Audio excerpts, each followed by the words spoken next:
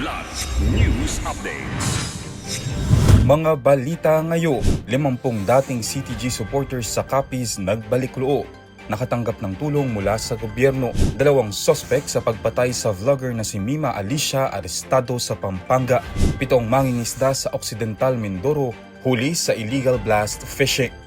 Ako po si Cesar Soriano para ihatid ang mga nangungunang balita sa buong kapuluan ngayon. Nanumpa ng katapatan sa pamahalaan ng 50 dating taga-suporta ng mga grupong iniuugnay ng mga otoridad sa kilusang komunista sa paglulunsad ng Project Capiz Tauhayan ng Capiz Police Provincial Office noong Hulyo 22.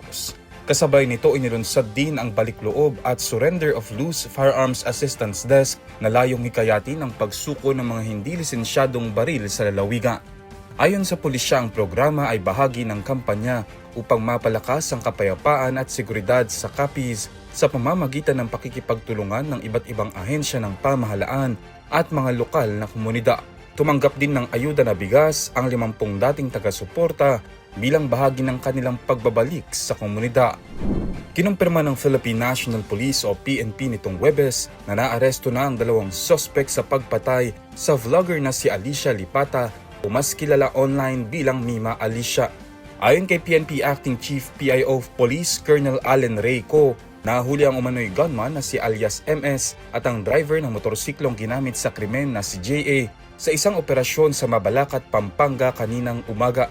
Narecover din sa kanila ang 2 hand grenade at mga baril na kalibre 45 at 9mm.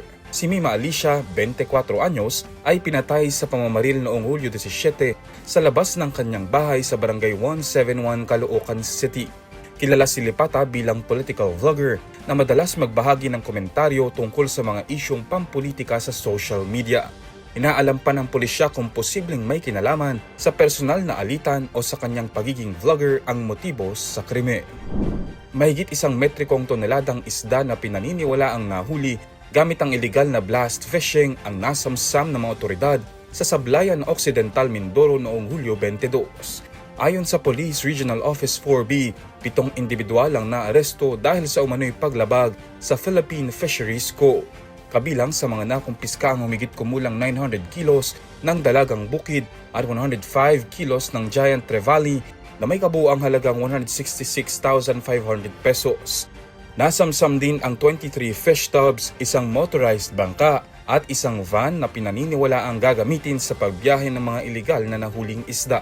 Batay sa pagsusuri ng BIFAR Occidental Mindoro, may mga palatandaang tugma sa blast fishing ang mga nakuhang isda, isang mapanira at ipinagbabawal na paraan ng pangingisda sa ilalim ng batas ng Pilipinas.